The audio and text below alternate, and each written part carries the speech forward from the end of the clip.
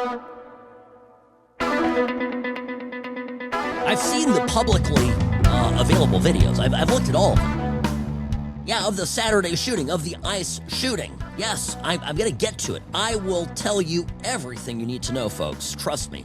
Sam Mirejovsky here behind the What's Right microphone. I am Sam Mirejovsky, Nevada's favorite recovering Californian and a practicing attorney, which I'm going to put this to good use today because there's a lot of misinformation floating around out there, and it's not helpful.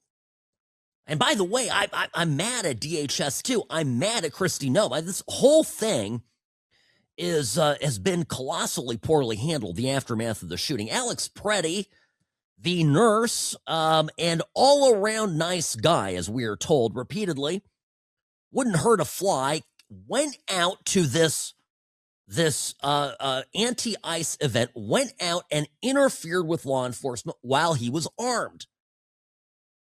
That's the fundamental problem here. That's the issue. It's not that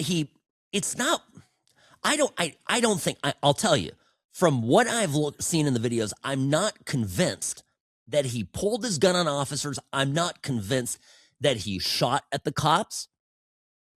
I'm not convinced even that at the time of his shooting, the gun was on him.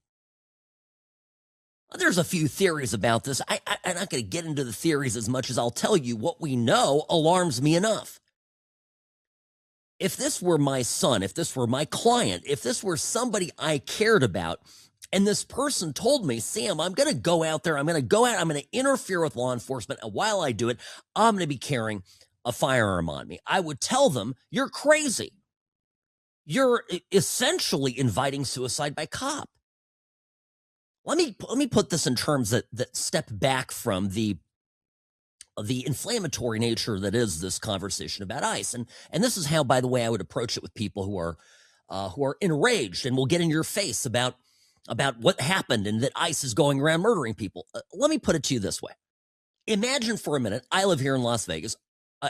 Occasionally, our police department, Metro, will do, basically set up a traffic stops for people who they, weed out people who are under the influence of alcohol.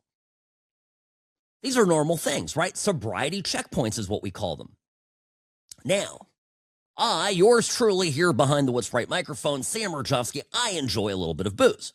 Once in a while, not in excess, but I enjoy a good drink. I like wine. Now, let's say I get a bee in my bonnet and I decide that I think sobriety checkpoints are unconstitutional, right? And I go, more than that, I think people should have a right to drink and drive. So I decide that's my cause. I'm going to go out there and I'm going to get in the faces of officers that are stopping people and asking them the questions. Have you had anything to drink today? And checking for signs of impairment. What's going to happen to me? The officers will tell me to step back. They might tell me another time to step back. And after that, I'm going to get my ass arrested is what's going to happen. Right? And these are checking people for misdemeanors, right? This isn't even criminal enforcement. Now, imagine for a minute, I show up at the sobriety checkpoint. I check their DUI checkpoint. I show up and I'm carrying a gun. And I start pushing officers. Because what happened here, and this is what we do know from the videos, and everybody like forgets the fact that there's this confrontation. Everybody's like, where's the gun? Who's holding the gun? Does he have a gun? Is it in his hand? Is it in his, holster? Where's the gun? Doesn't matter. The guy at some point has a gun. There is a gun on him. The officers are obviously in a state of fear. It's not very easy for us from our couches to look at these videos and second guessing. They're fearful for their lives. And you've got a guy that comes at them, right? And even the anti-ICE people, have come out and said, hey, he was there helping a woman. He was helping a woman. You know what he was doing? They were going to arrest a woman. who is interfering with ICE, and he steps in it with a gun. That's the part of this that I just don't find. I mean, a really bad move. Now, let's say, I'll give you a hypothetical, and I'm giving this as a hypothetical because we don't know yet. And I just read somewhere that a number of the officers involved, the ICE officers involved in this, had their body cameras on. So there is video, point of view video, body camera video that is available that hasn't yet been released. So there's a big giant question mark over this, objectively speaking. But let's suppose for a minute that this guy was already disarmed. Now, I saw one video, and this is one prevailing theory. Okay, I'll get into it here. The prevailing theory is, or one of the prevailing theories, is that the POS gun that he had went off, that the officer was carrying it, and there are lots of videos that you can see for this particular type of firearm where they do fire occasionally without putting your finger on the trigger. So one theory is that it just went off. It was a bang, and they thought it was coming from the perp, and so they shot him. The other thing that I've seen in the videos is it seems that suddenly somebody yells something, and then they shoot him. If one of the officers, if this is what happens, if one of the officers is found to have thought he had a gun, yells gun, and on that basis, another officer shoots the suspect, there might be a negligence claim. There might be a 1980, there might be a civil rights claim here, but there is not going to be a criminal prosecution of this officer if you're actually doing this the right way, because there is a subjective standard applied in these shooting cases. It's whether or not the officer subjectively believed that there was a weapon, and if he yelled gun, the other officers are entitled to rely on the perception of that other officer. I represented a tragic case. I represented once, many years ago, a family of a young man. He was, I think, 19 or 20 at the time, and he was walking out of the backside of around the corner from a McDonald's, and all he had in his hand was a Happy Meal. A Happy Meal. Now, there was an armed robbery. He didn't know this. An armed robbery going on around the corner, and there's some kind of a hostage situation. And there was a cop, a female police officer, who perceived that this thing he was carrying in his hand, which was literally a Happy Meal, okay, did not resemble a gun in any way, shape, or form, thought it was a gun, and shot and killed this guy. Popped him one in the chest from an AR-15 rifle, killed him virtually instantly. Now, nothing happened to her.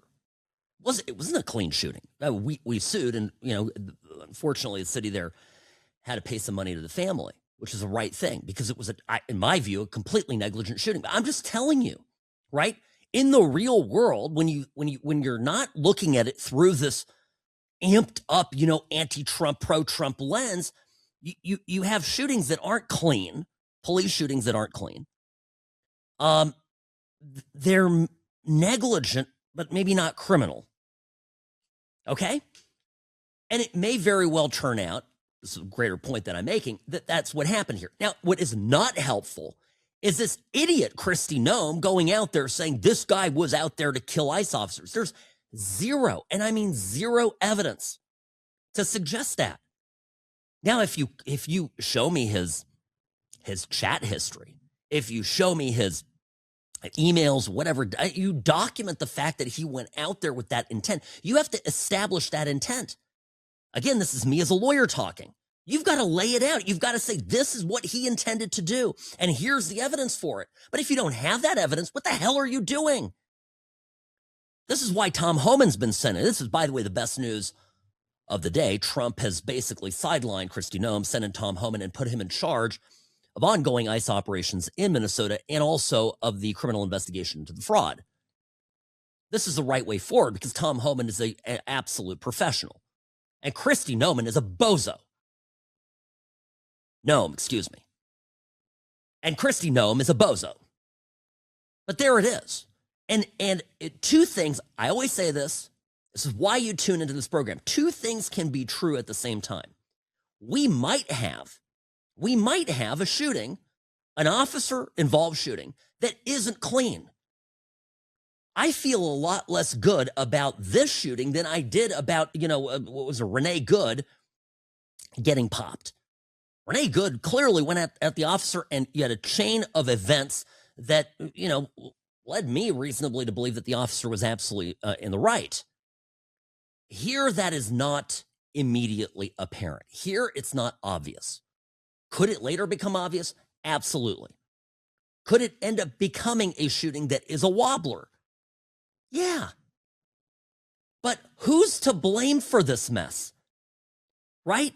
Who's to blame for this? Because I'll tell you, had the police, state troopers, Minneapolis PD, any local Minnesota law enforcement been deployed to protect ICE officers and maintain calm, law, and order, I believe Renee Good and Alex Pretti would still be alive.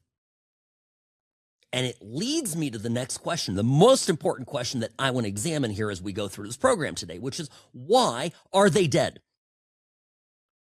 And the cynic in me would suggest that this communist revolution that I've been warning you about for some time is underway, and that every good revolution needs a martyr or two. It's all part of the story. The cynic in me believes that this is all done on purpose. They are willing to sacrifice these poor people, right? Good and Pretti. Get them all wound up, get them, oh yeah, take your car out there and interfere with ICE and put them in a situation where they're going to do something stupid and get a reaction from the cops so that the revolution can succeed. These people that are behind this organized signal chat that's come out, I'll take you through everything you need to know. These people are vile, and they have blood on their hands. Sam Mirejovsky here on the What's Right Media Network. Back in a moment. I'm the best. Personal injury law has been the same for a long time. The best. Big egos, greed, and sleazy schemes. We've had enough. Welcome to Sam and Ash, the new standard for personal injury law, where things are done the right way, because you deserve a team that delivers real support and results. When you have both, your whole world can change. Sam and Ash Injury Law, because you deserve what's right. Hi, welcome back. Listen, I'm sad about this. Of course, any loss of life is tragic.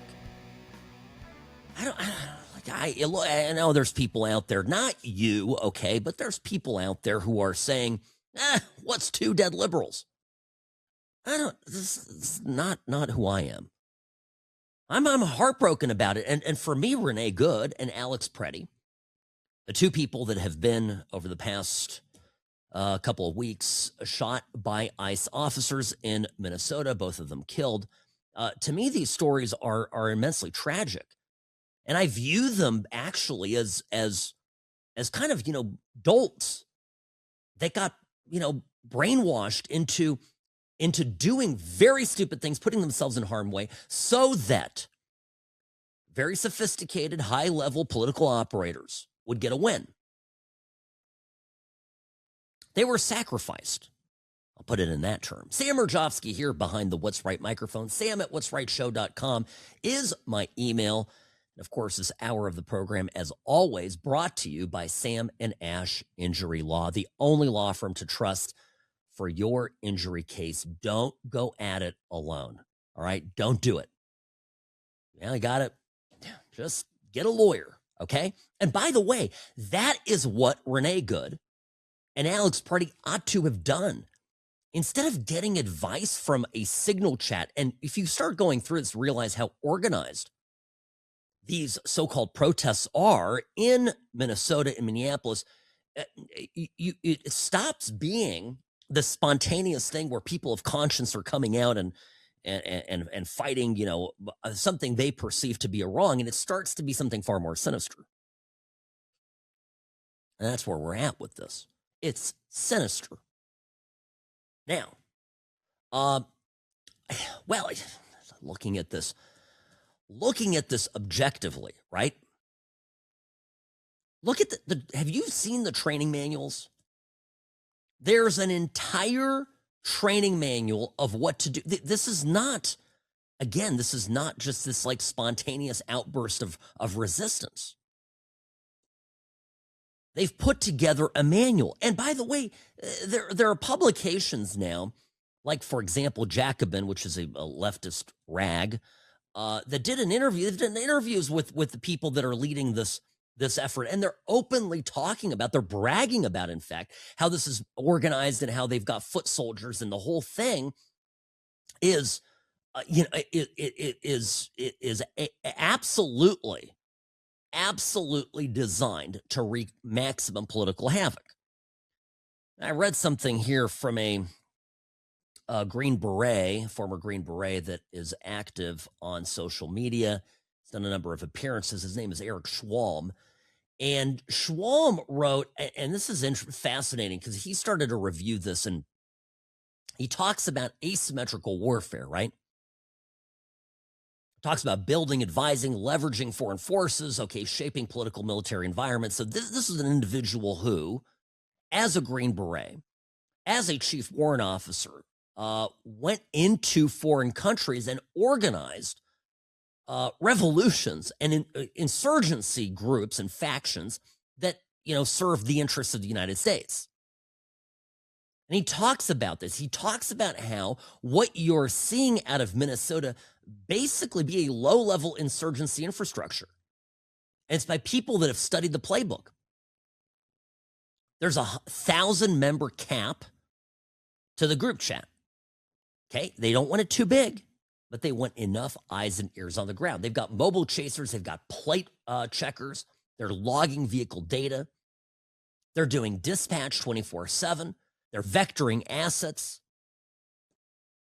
He calls it salute-style reporting: size, activity, location, unit, time, equipment, all of this, right? It's just extremely high-level stuff. They're vetting processes for new joiners, right, to keep this all on the DL. Mutual aid from sympathetic locals, home-based coordination points, blah, blah, blah. It goes on and on. He says, and very clearly, this isn't spontaneous outrage. This is command and control, something they call C2, with redundancy. If you just replace, these ICE agents with occupying coalition forces, he literally says it's a one-to-one replica of the early stage urban cells they hunted in Iraq, for example, in the mid-2000s. And what's so crazy about this is it's domestic, right? It's in our own country. All right? And it's not going to go away. This is not something that where the steam goes away, or even if gosh forbid Trump blinked, which he's not doing. He's doubling down. He's sending, of course, the best he's got, which is Tom Homan. But if Trump were to blink, you think that this all would just go away instantly, that the objective merely is to oust ICE from Minnesota?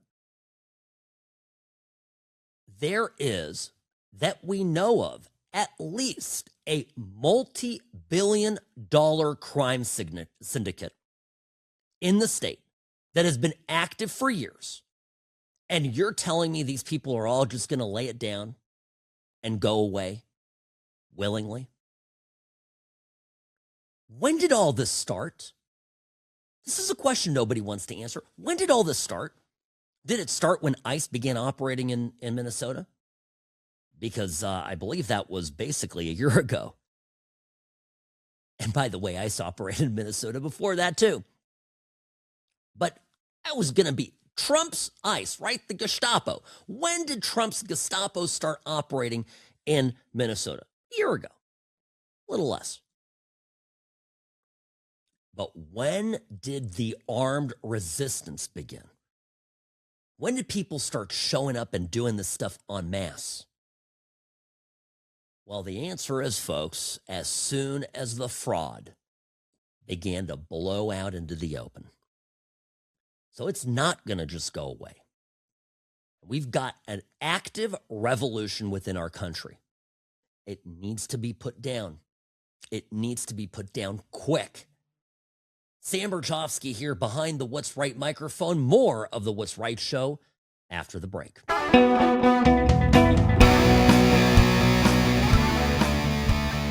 Rarely wrong, always right. Sam Mirejovsky here behind the What's Right microphone, friends.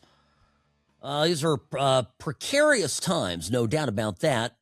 I just imagine, by the way, imagine that you are living in Minnesota, an apolitical person. You just are living in Minnesota. You just want to go to work. You want to drop your kids off at school. This kind of stuff is going on. And let's say in Minneapolis, where you live, you decide that you are going to go and drop off your kid at a friend's house.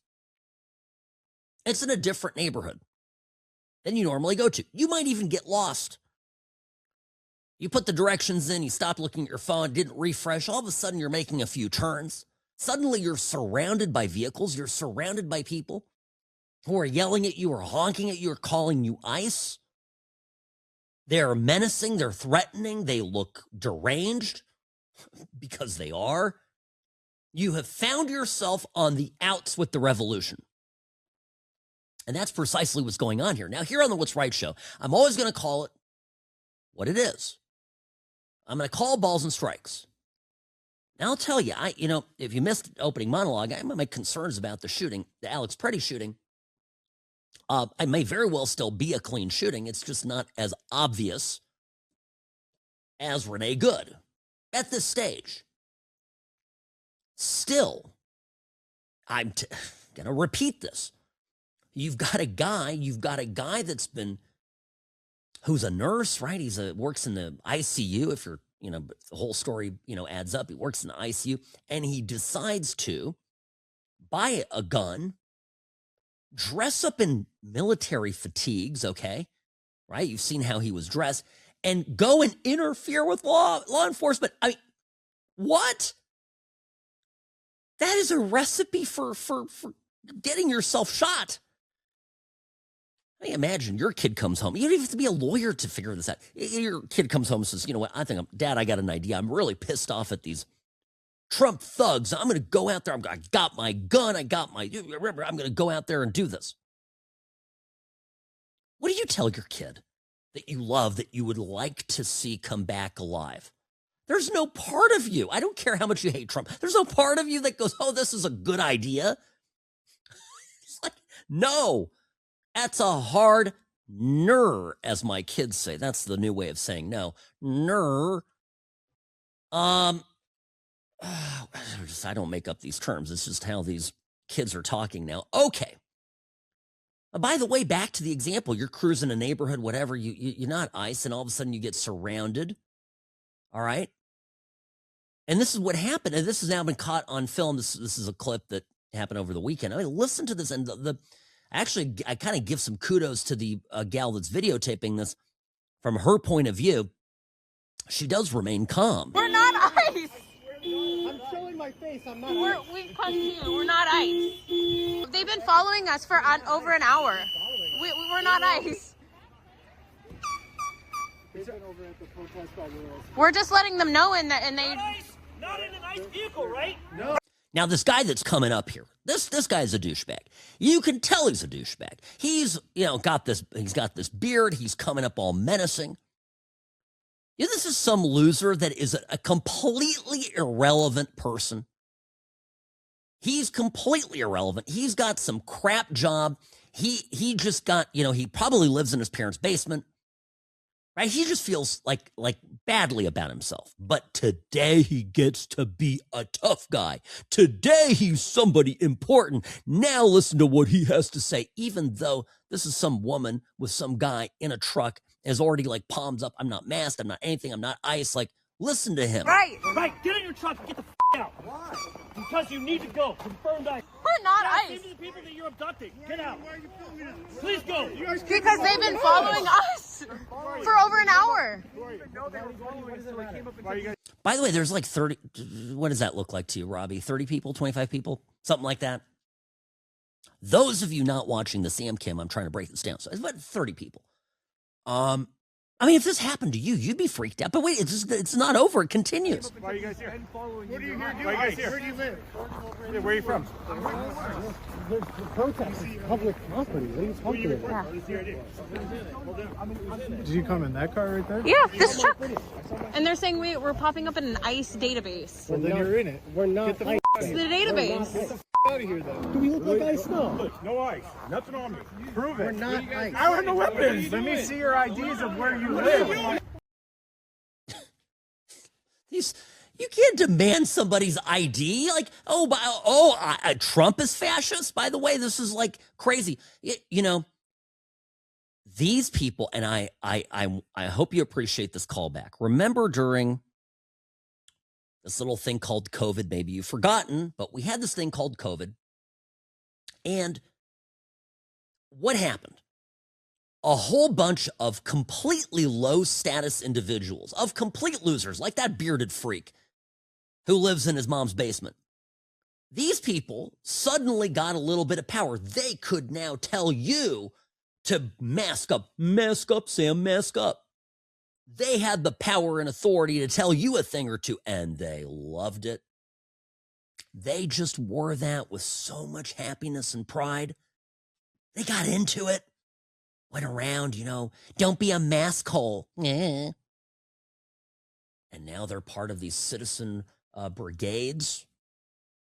Now they're going around and making a difference and yelling at scared and frightened, people who aren't armed, just rolling through town.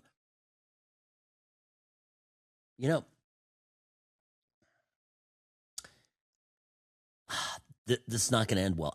And I'll tell you another thing. And I keep coming back to this because it's these are the clips that they'll dig up 5 years from now and go, God, that Sam guy from Las Vegas, Nevada, he knew a thing or two. Maybe we should have listened to him. Bearded freak, bearded loser from the basement is going to be the first to the guillotine. Maybe not the first. Okay, he'll be like the third to the guillotine. They're going to do away with him if the revolution is successful, right? Because this isn't about ICE. This isn't even about Trump. They're looking to overthrow the United States. They literally, this is a moment that the left has been waiting for. And they don't want democracy. They never wanted democracy.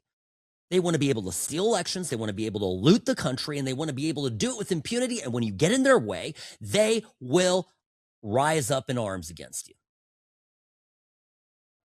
Now, don't get me wrong. I'm all about a power to the people. And I like the way our Constitution is drafted. And at times, I've thought that our government has been a bit too authoritarian. But this is crazy. And folks, they are organizing people in mosques. And when I say this is a Minnesota state representative going to a mosque. His name is Alex Falconer. He's a state representative. He's an elected state official of Minnesota. And he's going to a mosque of all places in Minneapolis to recruit insurgents. I mean, listen. I'm a community organizer at heart, and that's part of what I'm trying to bring to the legislature. I'm helping to lead the community response, rapid response network that we have, given any ICE situations. I have a couple cards here. I'm willing to stop to stay around and talk with anybody that wants any more information. We've got a couple groups on the app Signal that we would love for you to join.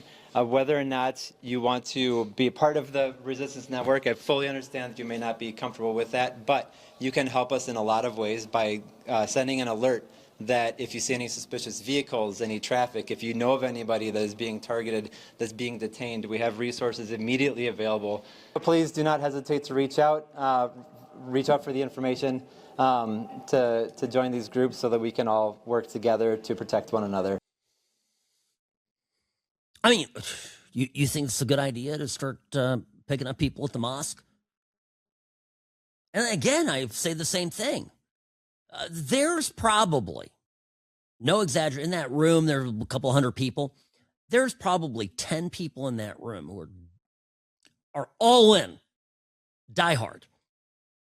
They, for now, have these same motives that the leftists have. They, too, would love to overthrow the United States of America. They, too, would like to get rid of our government, get rid of our Constitution, make this their land. For now, they and the leftists have interests aligned, but not for long. Once the revolution succeeds, this little weasel of a state representative, along with a bearded man from his mother's basement, they're going in the wood chipper, okay? Full Fargo, all right? And they're gone. If you think I'm kidding about, I'm telling you, this is, read a history book. Gosh dang it, read a history book. Do you know how many delightful, spoiled, usually spoiled, and that always goes in, from wealthy families, etc. You know how many idealistic young leftists went from, say, New York, traveled to Russia in the early years of the Bolshevik Revolution, went over there and enthusiastically joined the cause, only to be in the process. The lucky ones made it back to New York and then, went mute for a while. But most weren't lucky. Anyway, we don't teach anything in schools except gender studies anymore. That's the part of the problem here. Sam Mirejovsky on the What's Right Media Network. Back in a moment.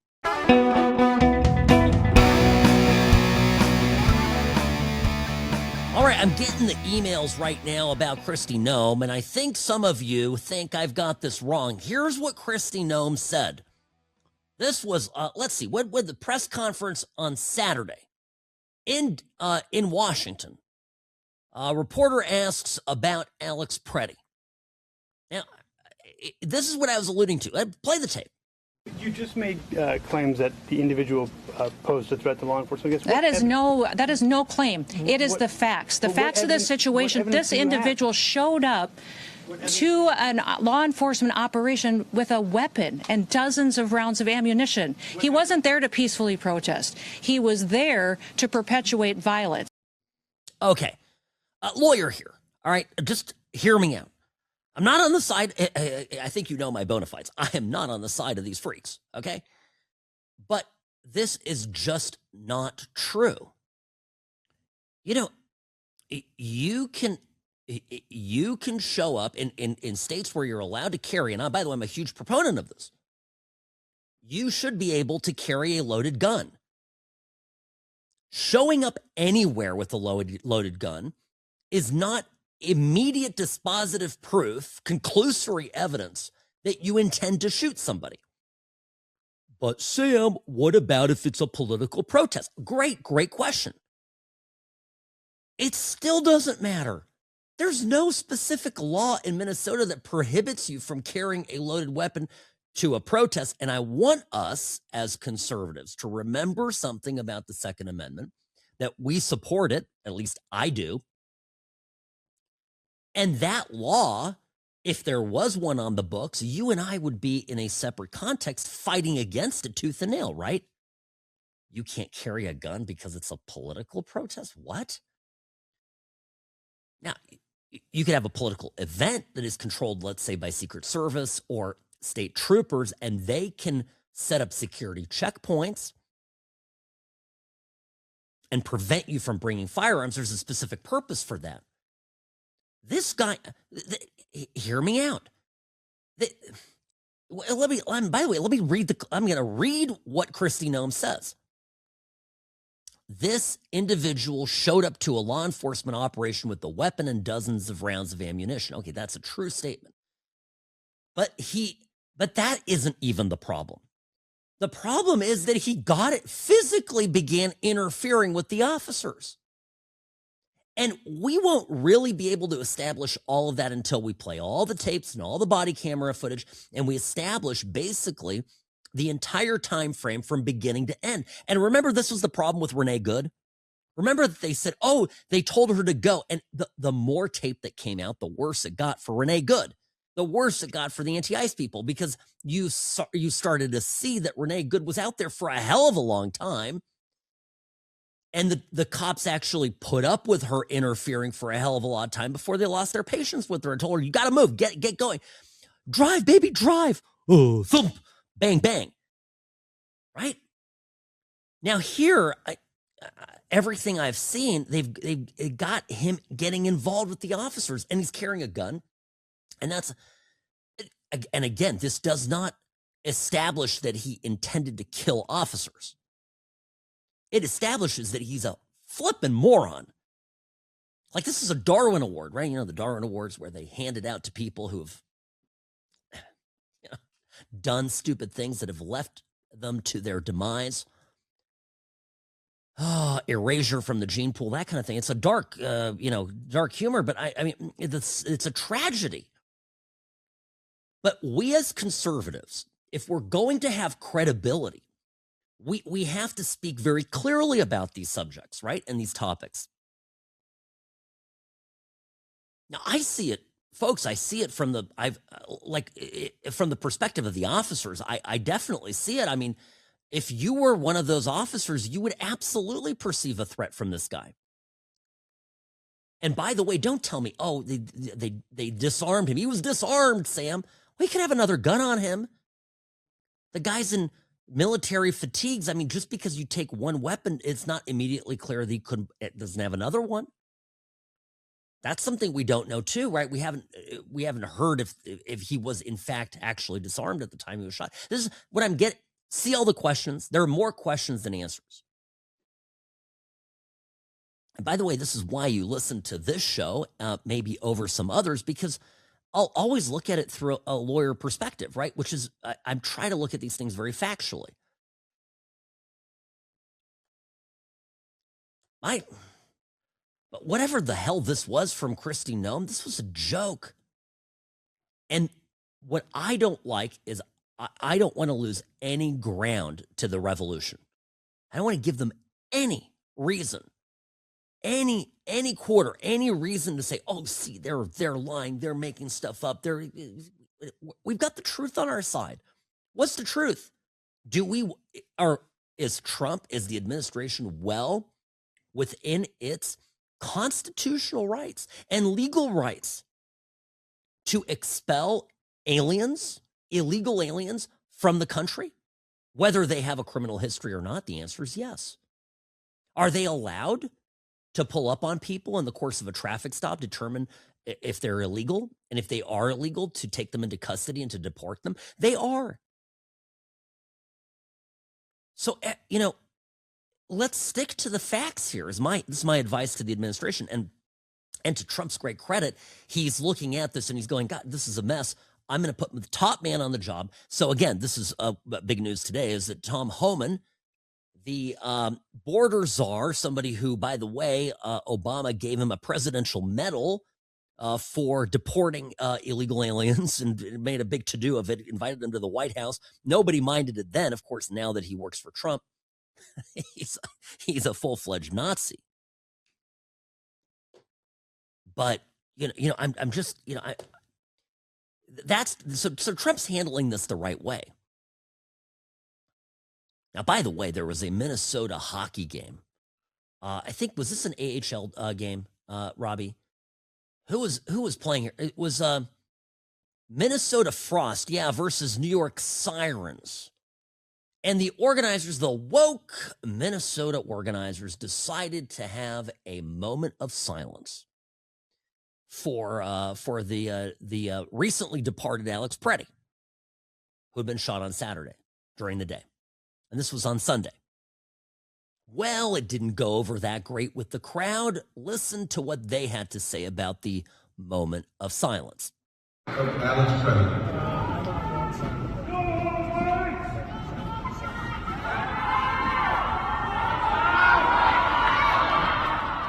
Thank you.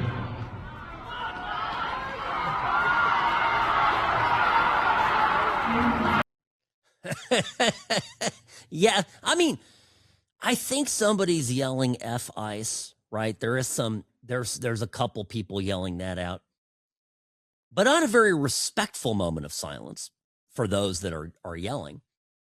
But there's a hell of a lot of boos and people who are like, "Come get this out of here." Yeah, I always think people say, "Well, Sam, why do you like hockey?" And I always say, if people that attended hockey games decided elections, we could actually save America, right? No, legitimately. I mean, there's liberals that go to hockey games, but overall, right? Call it ice justice. By the way, that's funny because, of course, given everything that's going on. All right, folks, here, top of the hour coming up.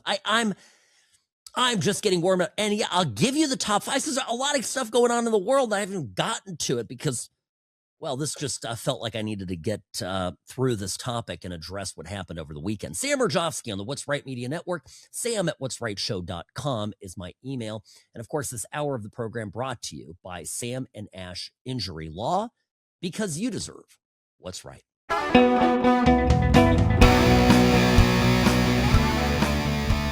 Making radio great again. Sam Mirejovsky here behind the What's Right microphone. Sam@what'srightshow.com. Send me your emails, please, with comments, questions, concerns. I'm perusing those now.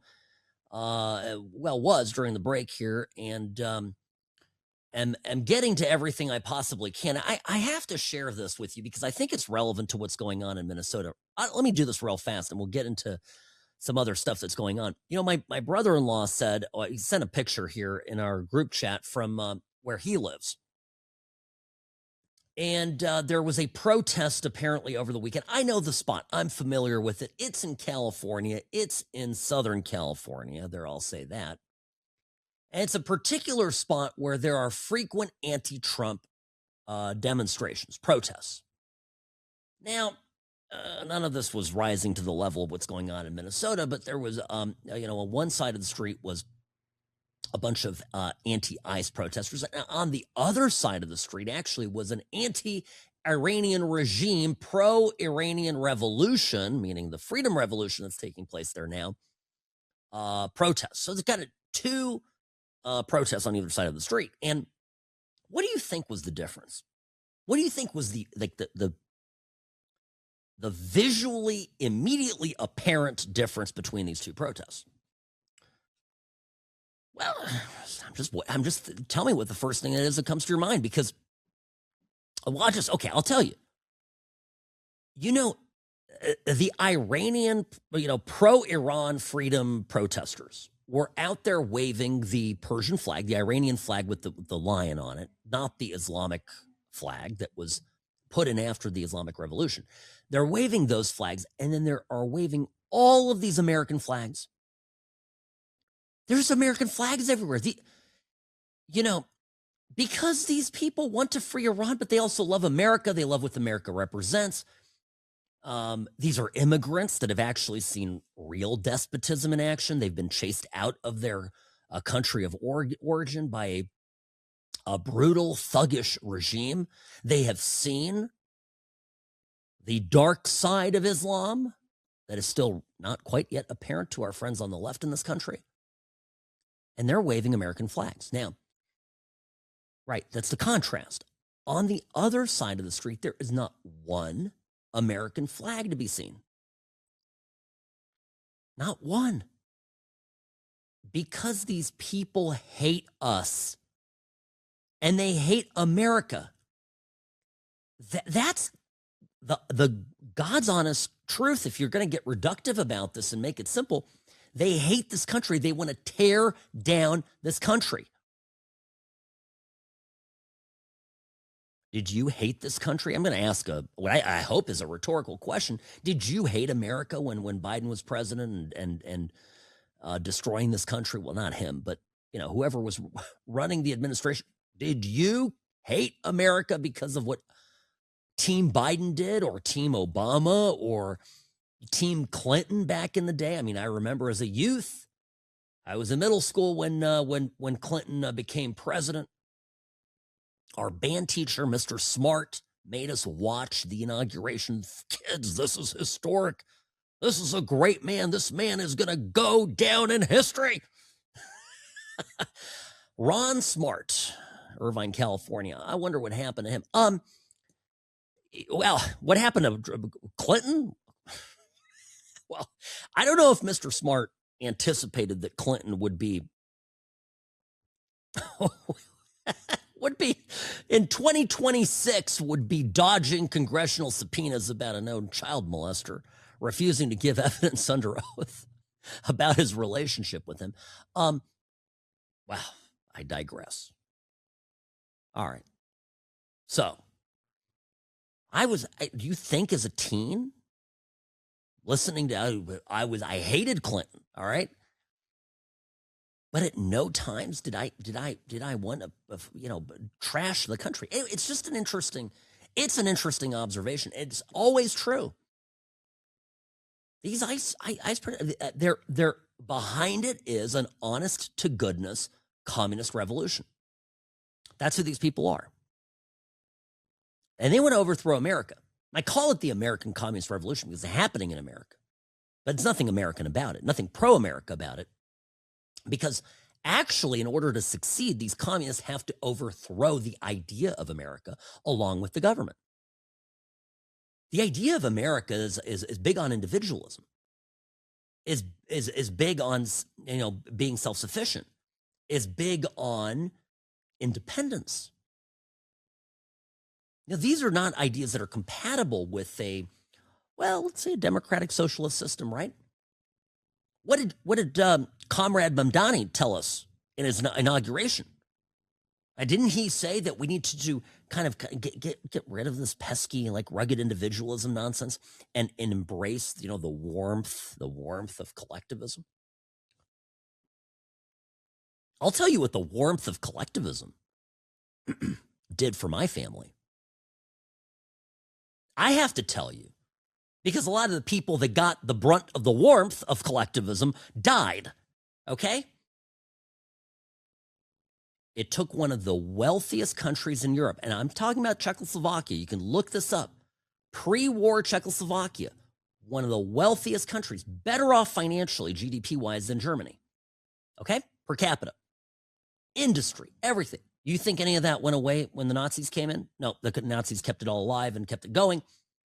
Did terrible things, of course, killed thousands of people, right? Allied bombing. Czechoslovakia survives that, comes out of it, is starting to recover. Communists take it over and literally take my parents' country into the Stone Age. And in the process, of course, they turn neighbor against neighbor. They form one of the most oppressive police forces in the history of the world. They execute political opponents. They take private property. There are a lot of normies, and I wrote this today on X. If you follow me on X, I wrote a tweet earlier this morning, and I said, there are a lot of normal people out there. They're called normies. Normal people are like, Sam, it's over my head. I don't get it. Yeah, you know what? It would probably be better if ICE cooled the temperature a little bit. Trump sometimes too much. We need some enforcement. 6'7", right? Normies. The normies are going to be really surprised if the revolution succeeds and all of a sudden they're coming out for them, their family, their stuff. Sorry, you don't live in your house anymore. What do you mean? It's my house. I don't care. I'm not part of this. Whatever you guys got going on, I'm not part of it. You are now, buddy. Knock, knock. But then it will be too late. These revolutions always work, friends, because there's this group of small group of fired up Well, you want to call them activists, fine. You call them activists. I'm going to call them revolutionaries. But a small group of highly organized revolutionaries that overwhelm the system. And there are enough people who just don't care. There are enough people that don't want to get involved. There are enough people who just want to let it go. I've just got my job. I got my 9 to 5. I got my kids. I got soccer practice. Okay. But you can't opt out of the revolution once it's successful. Like that, you can't do. Well, I'm just saying. You know, there's a lot going on in the world. Speaking of communists, one of the biggest stories right now, one of the biggest stories is what's going on in China. Hey, just hang tight. If you're worried about the world that your kids grow up in, I got to tell you a thing or two. Sam Mirejovsky here behind the What's Right microphone. Friends, I'll be right back. Don't go anywhere. The Sam and Ash team, they wanted me to have the best care. They had my interests at heart. I have an enormous amount of gratitude. I cannot say enough thank you. Hi, Sam Mirejovsky here behind the What's Right microphone. A word about Sam and Ash injury law. If I may, I keep saying this, but it's true. It's true today. It'll be true tomorrow. It'll be true next week. Don't go at it alone with your case. You get hurt or there's an accident. It might seem very straightforward, and before you know it, you're upside down. You've got bills to pay. You've been dealing with the insurance company. You think that they're going to treat you well, but in the end, they don't. And all of a sudden, you're upside down. You owe money, all for something you didn't cause. And the worst part of it, maybe, if the money isn't bad enough, the worst part of it is you've wasted a chunk of your life dealing with these people. You have to go out there and please, you've got to talk to people you know.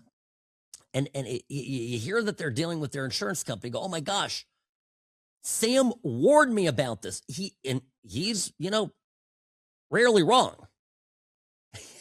I mean, it's true. I deal with this every day. People come to us. They call. They say, hey, I got a basic rear end accident, straightforward, wasn't my fault, try to deal with them. And all of a sudden now they're offering me very little money for my car. They don't want to pay for any of my out-of-pocket expenses. Now I'm upside down. This is money that I actually paid and it's going to cost me out of pocket. What do I do, Sam?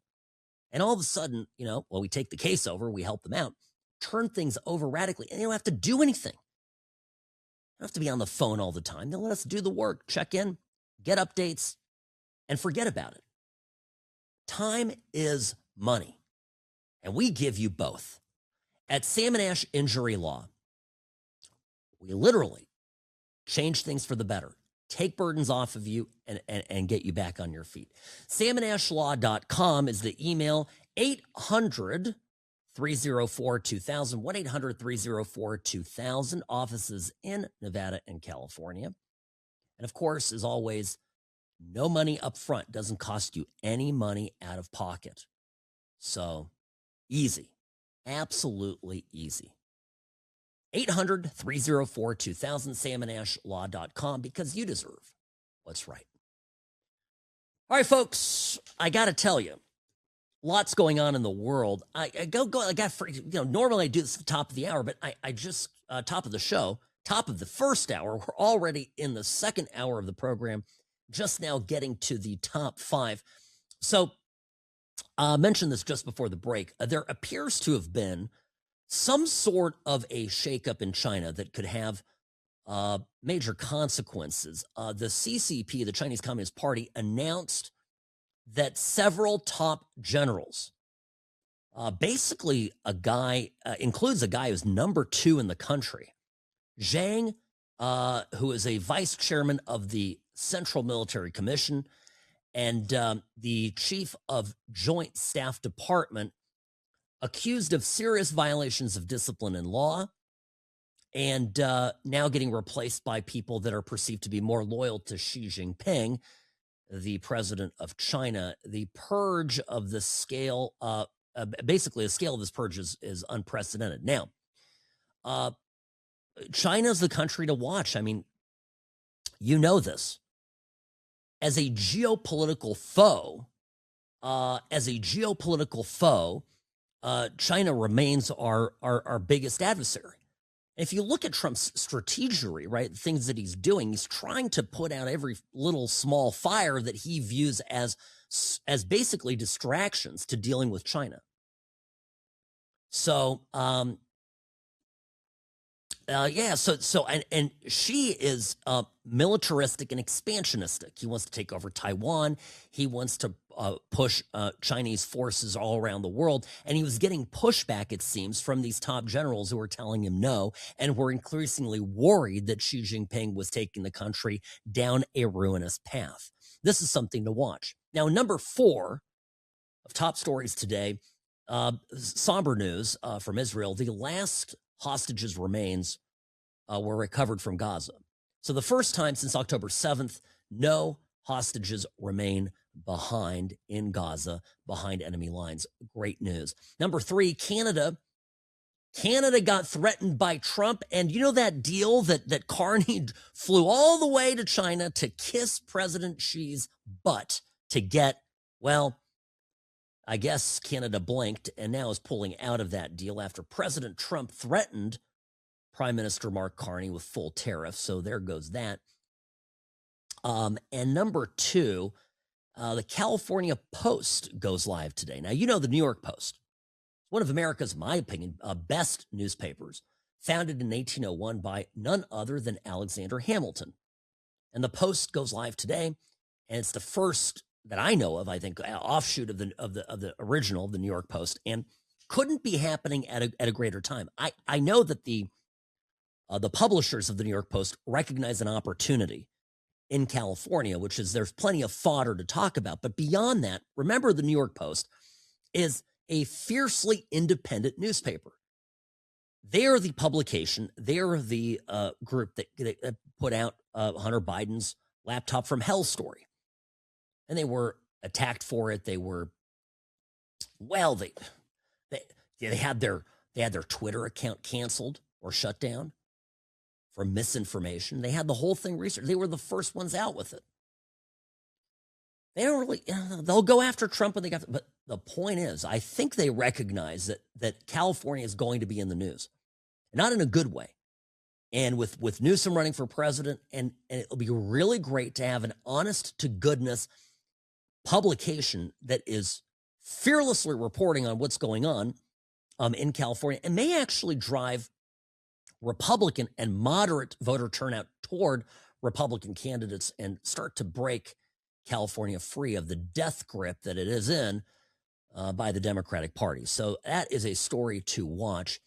Of course, the number one story right now is what's going on in Minneapolis. We've covered that extensively. And I think an important part of the story is the level of organization of the opponents, the opposition, the revolutionaries that are attacking ICE.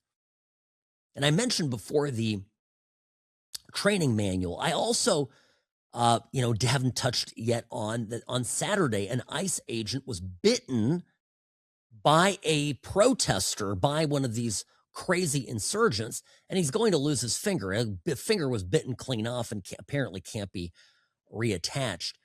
So this is a horrific incident. And then there's been more, by the way, attacks on ICE. There, a guy officer was hit in the head with a brick. And right after he got hit last night with this brick in the head, he's bleeding. He's standing there and he says this. It's very powerful stuff. Oh my God. Are you okay? I'm fine. Are you okay? I'm fine. It's all right. Where's the local PD? That's my question for the press. Where's the local PD? That's my question for the press. That's what he's saying. Okay, where's the local PD? What's your message to the local PD, sir? None. Okay. Well, with the mayor. very chaotic. Protesters are giving messages. What was your message to the protesters that want you out late? As long as you're giving comment, do you have any comments? Please, back up. Back up. I'm also a paramedic. You are bleeding. Can I help you? I'm fine. Are you sure? I'm fine. This is devastating. But again, this is what they intend to do. This is the purpose of it. And this is why it's the nation's top story. It's huge. What are they?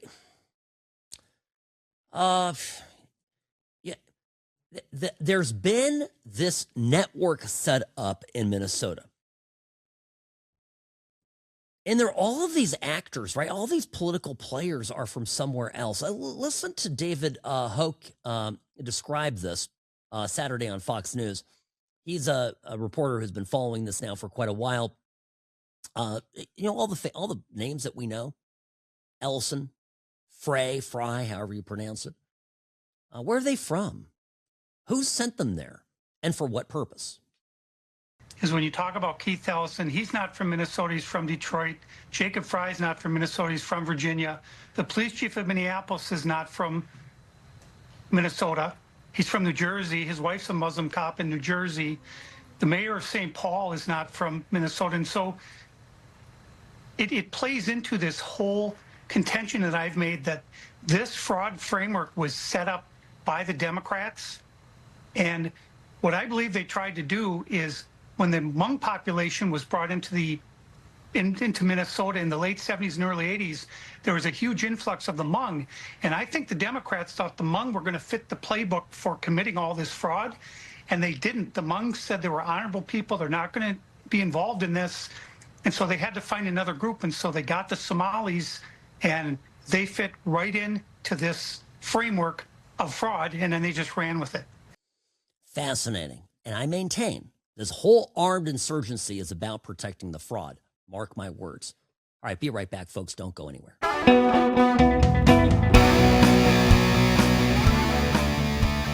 I don't know what this was about. I know Tim Walz, according to Trump, reached out to Trump and wants to, quote unquote, work together. Probably a little concerned about the fraud investigation on the ground, much more so than ICE. Sam Mirejovsky here behind the What's Right microphone. Folks, welcome back to the What's Right show. This hour of the program brought to you by Sam and Ash Injury Law, because you deserve what's right. My email, sam@whatsrightshow.com, on X, formerly known as Twitter, @whatsrightsam. Trump said on True Social that Tim Walz reached out to him.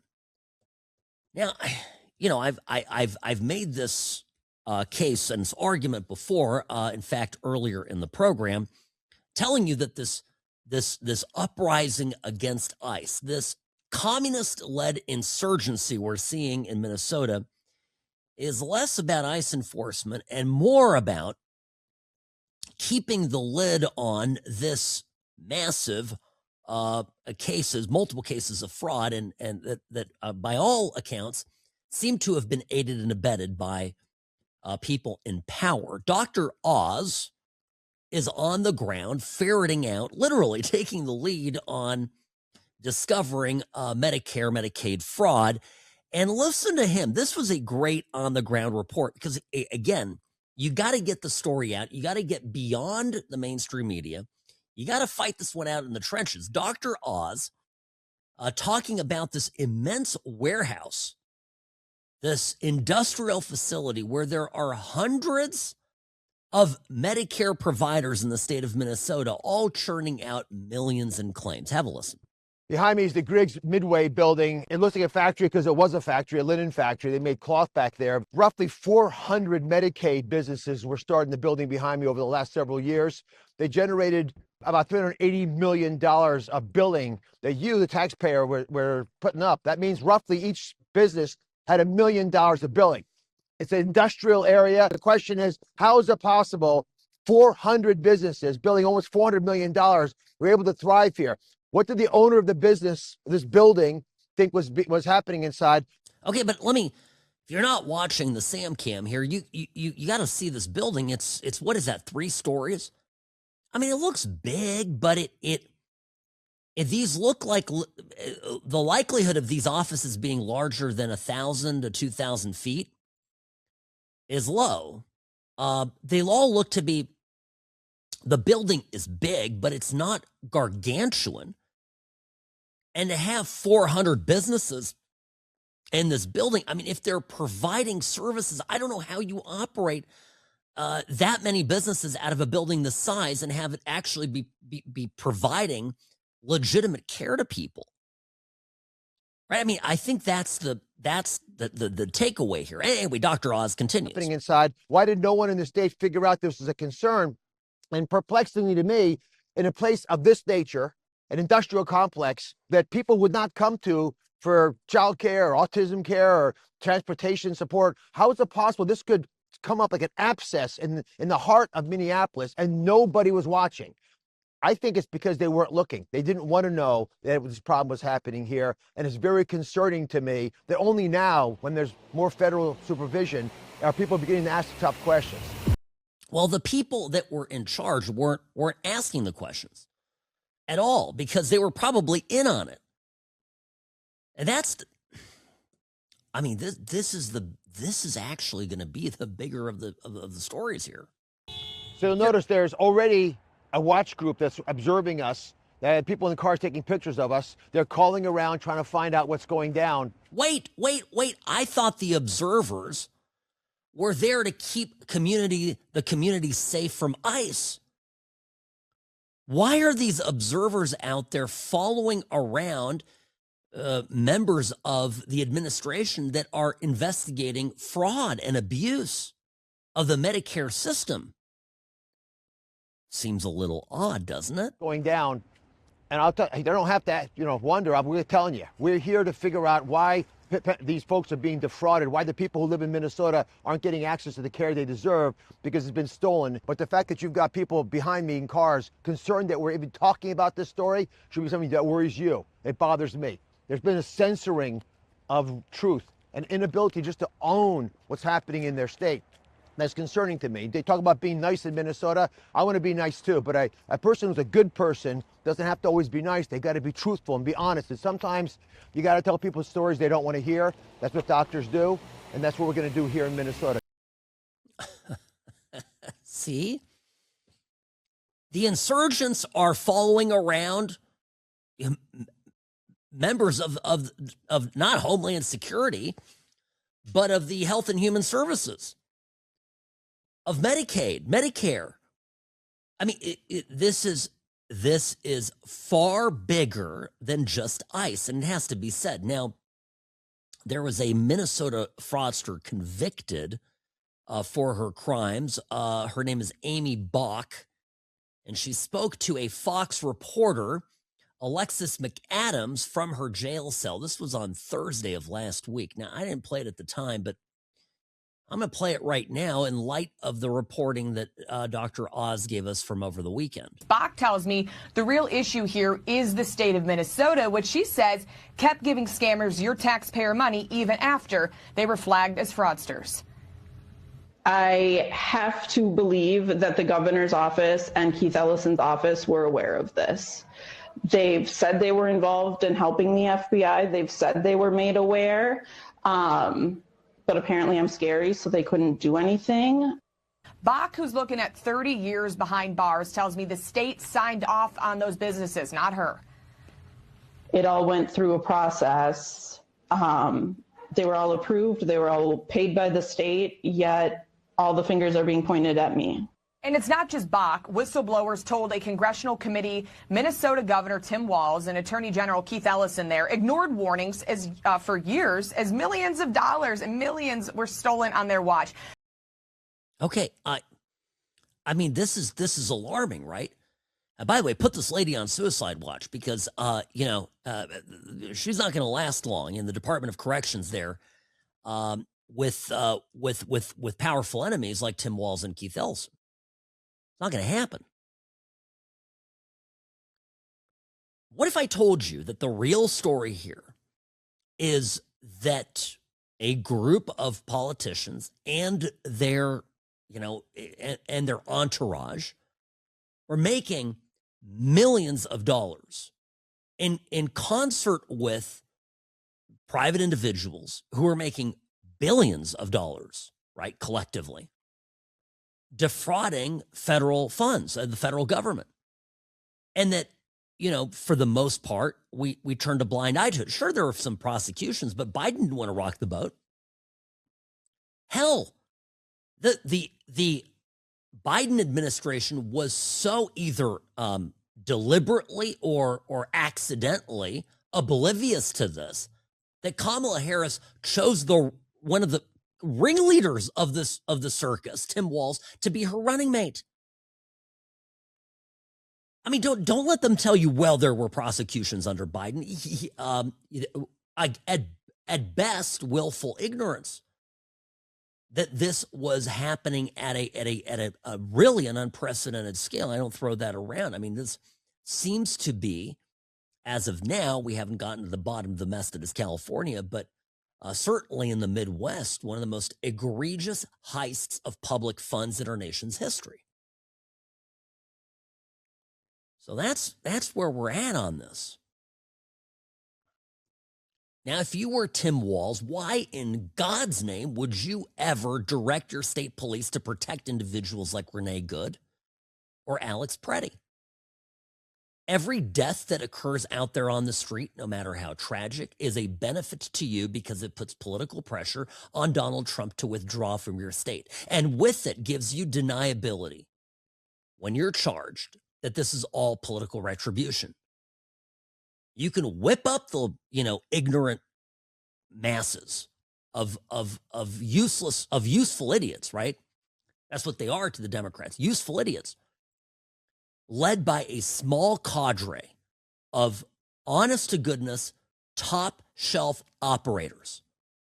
People that are running this revolution behind the scenes, the organization, I went through this at the top, last hour, people running this are expert, right? They're high level people. And, so I'm telling you that this is no accident. And these two issues are deeply and intrinsically connected. You think it's an accident, by the way, that the Summer of George also happened in Minneapolis, in Minnesota? That was a color revolution, right? The kind that we've pulled in Ukraine and other places. This is well documented. It's a Victoria Nuland playbook, right? A color revolution that was designed to do what? To topple Trump. And by the way, and it succeeded, right? Because I think you can trace back to August of 2020, sort of the beginning of the end of Trump's first term. And now that we're in the winter of ice, how can anyone watch this thing from Minneapolis begin in the same place that the Summer of George occurred and think it's a coincidence? So, the Democrats, they know that that Americans voted overwhelmingly for deportations. They wanted it. And so what they're trying to do is to make it as messy as possible. I like this, think of this in a sausage making sort of an analogy. You like the sausage, you don't want to know how it's made. And I know a lot of, avowed carnivores, people who love meat, go out to steakhouses. I've known it. Okay, I know a few people like this, who have gone to a slaughterhouse and afterwards they're unable to eat the meat. Now they can picture how that beautiful 12-ounce filet made it to their plate. Now, the fact of that matter is, I love red meat. I would never want to go to a slaughter. I don't want to see how the sausage is made. And the Democrats want to not just show you how the sausage is made, they want to make it awful. Because they want Americans to go, I did vote for that, but this is too much for me, because people are weak and they understand this weakness. But behind it is a sharp, very tactical and frightening political organization, well beyond the rank and file of the Democratic Party. These people are serious. Anyway, take it seriously is my point. Sam Mirejovsky here behind the What's Right microphone. Back in a moment.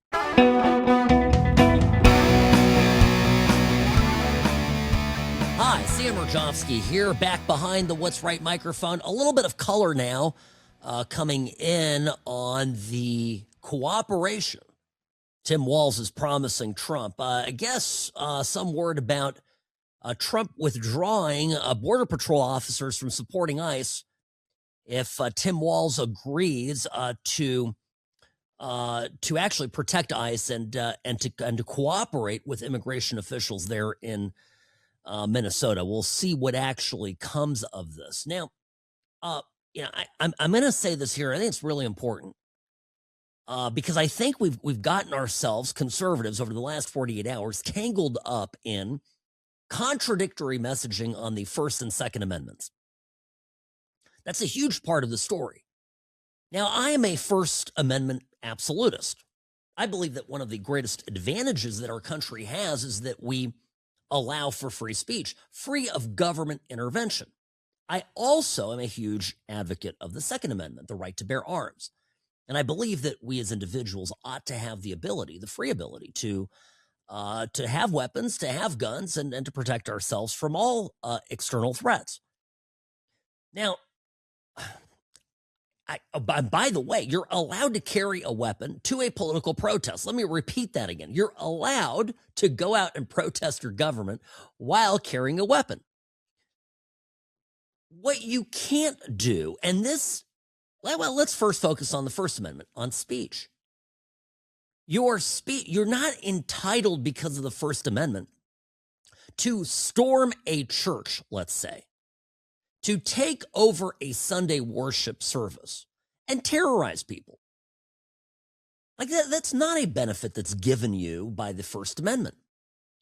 You're violating all sorts of laws. And it's, again, I always say this when it comes to speech and government interference in that speech and the protections that you have given by the First Amendment, the test is always based on content. Is the government, are the police regulating what you're saying? And if the answer is, well, it's not about what you're saying, it's about when you're saying it and how you're saying it, then there's a lower level of scrutiny, and they're allowed to come in and tell you can't do that. Now, actions, right? Interfering with officers arresting somebody, that isn't speech.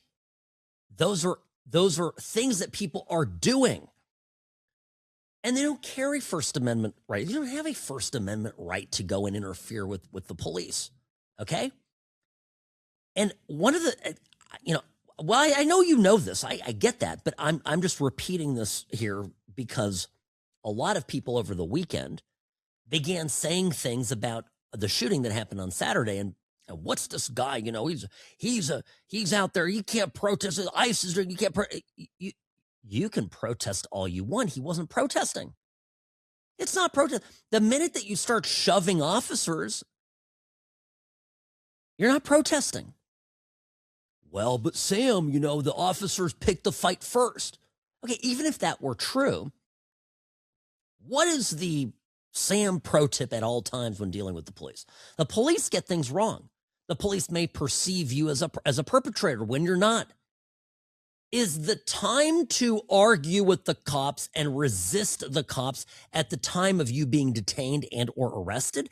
Answer, no, never. It's never, ever a good idea to do that. You're just going to rack up other actually legitimate charges, right?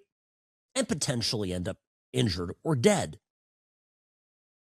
So, these things are huge. And again, the Second Amendment, people are putting up, the left is putting pictures of Kyle Rittenhouse going, okay, so now it's not you can't show up to a protest with a gun.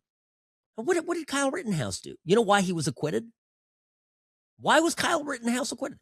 He had a firearm, okay? He had a firearm, and people attacked him. He didn't come out there. He didn't start the physical altercation. He was getting beaten with a skateboard that could have ended his life. So he activated his wireless hole puncher and took the guy out. The guy was not a good guy. The guy was assaulting him. And by the way, the guy that was assaulting him was not a police officer, lawfully performing his duties. And even if he wasn't lawful, it didn't involve somebody else.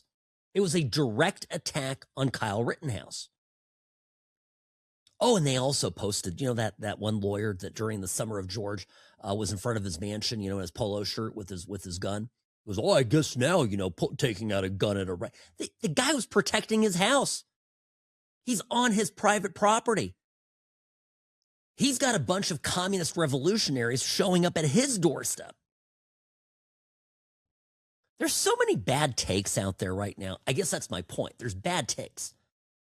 And again, I'm just going to reiterate here. I keep seeing it pop up in conservative circles on the Twitter sphere. I just don't see where it is barred by Minnesota statute to carry a firearm to a political demonstration.